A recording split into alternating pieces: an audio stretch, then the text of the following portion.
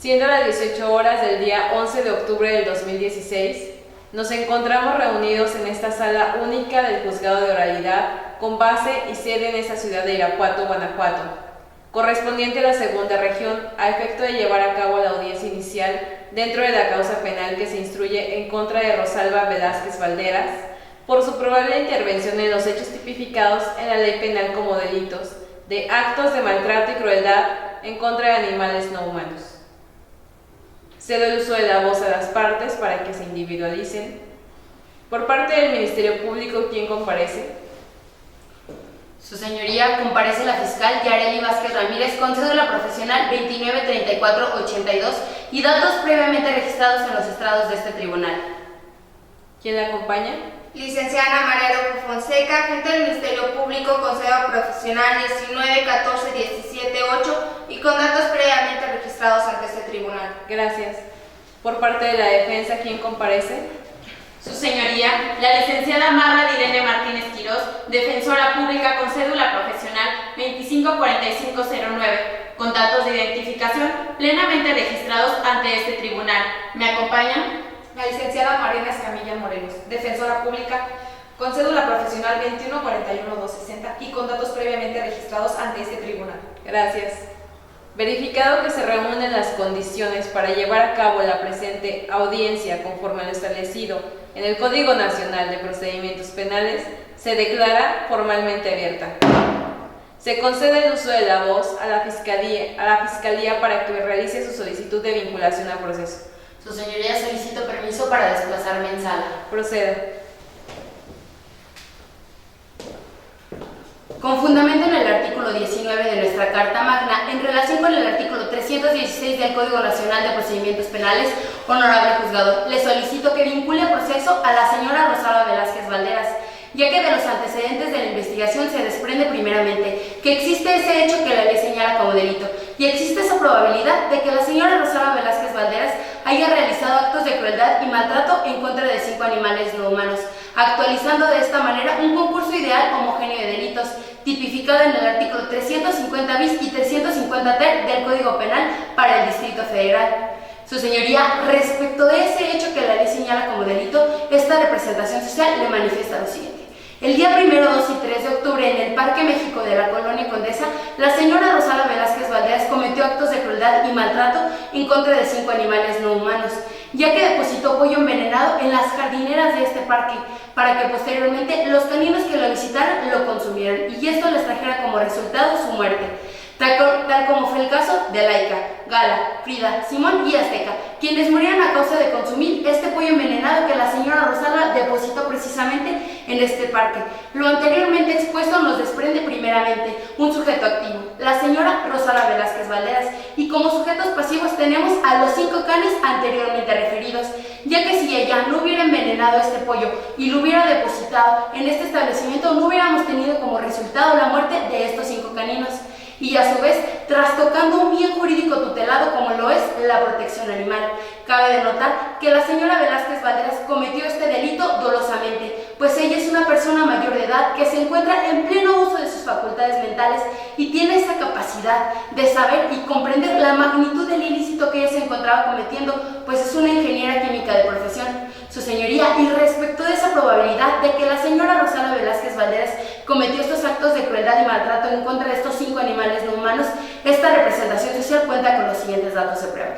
Primeramente, las entrevistas de los ofendidos. El señor Ramón Salazar, Daniel Michel, Regina Sáenz, Luciana Franco y el cuidador de perros, Santiago Gómez. De estas entrevistas se desprende que el día 1, 2 y 3 de octubre del año 2015, en un horario de 8:30, 10:30 y 4:30, estos 5 caninos se encontraban paseando en este parque. Posteriormente, los 5 caninos presentaron los mismos síntomas. Se les notó agitados, con una dificultad para respirar, vomitaron un líquido blanquizco y posteriormente murieron. Su señoría, en la carpeta de investigación también obra un video, en el cual se ve cómo una persona perfectamente deposita una bolsa de plástico que se presume contenía pollo. Ese pollo envenenado que le arrebató la vida a estos 5 caninos. También existe una entrevista recopilada el día 10 de octubre a Mariana, Luis Antonio y César Augusto, de la cual se desprende una amenaza que lanzó la señora Rosalba Velázquez Valderas y dijo textualmente las siguientes palabras. Estos pinches animales ya me tienen harta, por eso los voy a seguir matando, hasta que no quede ninguno vivo. Su señoría, aquí se acredita perfectamente esta probabilidad de que la señora Rosalba Velázquez Valderas haya cometido estos actos de crueldad y maltrato, pues ella misma lo expresa. Y en su entrevista previa dice que ella odia y repudia a esta especie, y aún más grave, que no los tolera y los considera sus enemigos. En la carpeta de investigación también obra un informe policial, del cual se desprende que en la casa de la imputada, la señora Rosalba, se encontró un recipiente con 1 kilo de fósforo de zinc y 12 pollos en el congelador. Su señoría, aquí se encuentra el instrumento del delito, de lo que ella se valió para causar precisamente este daño a estos 5 animales. Y para concluir, contamos con 2 informes periciales, uno de necropsia y un informe toxicológico, que aunado se desprende que la causa de muerte de estos 5 caninos fue por una sustancia tóxica química que se encontró en el interior de ellos, sustancia tóxica que se encontró en el domicilio de la señora Rosalba Velázquez Valderas.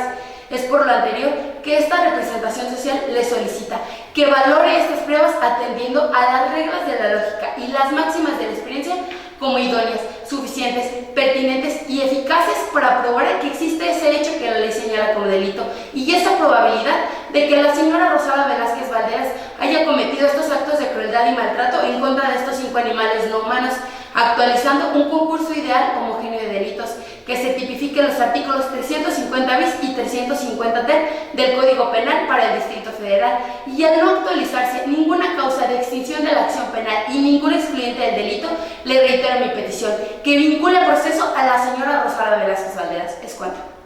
Gracias. Se concede el uso de la voz a la defensa. Permiso para desplazarme en sala. Adelante. Con fundamento en el artículo 19 de la Constitución, en relación con el artículo 319 del Código Nacional de Procedimientos Penales, su señoría, esta defensa le solicita dicte auto de no vinculación a proceso a mi defendida, la señora Rosalba Velázquez Valderas. De acuerdo con el artículo 316 en su fracción tercera del Código Nacional de Procedimientos Penales, es claro el señalar que deben de obrar indicios razonables para establecer que se ha cometido un hecho que la ley señala como delito, indicios que hasta este momento el Ministerio Público no ha aportado a la presente causa para así suponer tal hecho.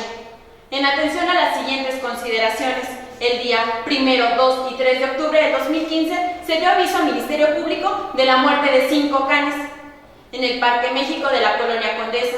Ellos respondían a los nombres de Laika, Gala, Azteca, Frida y Simón. Sus dueños refieren que fue a consecuencia de comer pollo envenenado. Sin embargo, el órgano investigador ha sido omiso al referirnos los siguientes datos, que esto se desprende que los dueños de los restaurantes de la Colonia Condesa se pusieron de acuerdo para colocar por todo el Parque México raticida, toda vez que la colonia ya antes referida se encontraba bajo una fuerte plaga de ratas que se extendió por todas las viviendas. Esto tiene sustento en las entrevistas previas del señor César Hernández, así como de mi defendida, la señora Rosalba Valderas. Ahora bien, hablemos de las entrevistas previas de Ramón Salazar, Daniel Santos Coy y del cuidador de perros Santiago Díaz. Ellos establecen que al pasear diariamente a sus mascotas por el Parque México no les prestaban atención suficiente, y más aún, su señoría, ellos ya tenían conocimiento que en el Parque México estaban matando perros y aún así los perdían de vista. De acuerdo a las 4 entrevistas de los ofendidos, hasta este momento son idóneas solamente para establecer que sus mascotas perdieron la vida, y no así para señalar que ellos hayan visto, presenciado o escuchado que mi defendida haya sido quien les dio de comer ese pollo envenenado. El órgano investigador refiere que el 10 de octubre del 2015 se dio aviso al Ministerio Público que la señora Mariana, Luis y César recibieron una amenaza por parte de mi defendida. Sin embargo, el órgano investigador ha sido parcial en su exposición, toda vez que no aportó los siguientes datos, que de estas entrevistas se desprende que la mascota, el capitán, se le quería echar encima a mi defendida, una señora de 71 años de edad, quien tiene una lesión reciente en la cadera. Y más aún, ella es alérgica a las mascotas, especialmente a los perros. Ella refiere que si tiene cerca a uno de estos animales, se pone en riesgo su vida.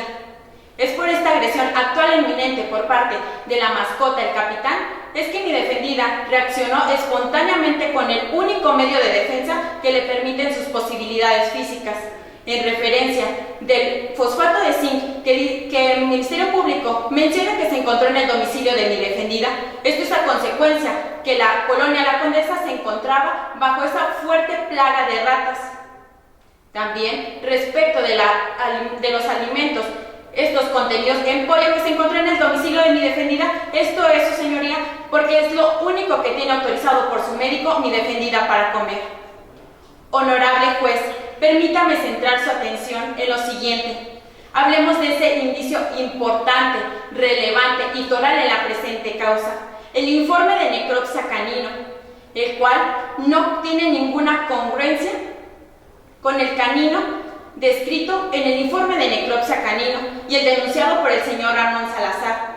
Precisamente no coincide en el sexo, toda vez que el informe de necropsia canino arroja que se le practicó a un canino de sexo masculino, y el señor Ramón Salazar refiere que Laika era una hembra.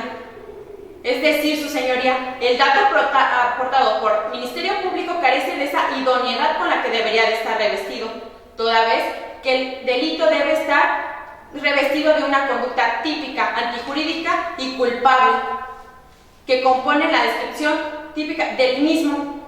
Así, respectivamente, la tipicidad contiene elementos objetivos. Primeramente, un sujeto pasivo, el cual no se encuentra en la presente causa. Es así que no se establece ese hecho que la ley señala como delito, de acuerdo al artículo 350 ter del Código Penal para el Distrito Federal.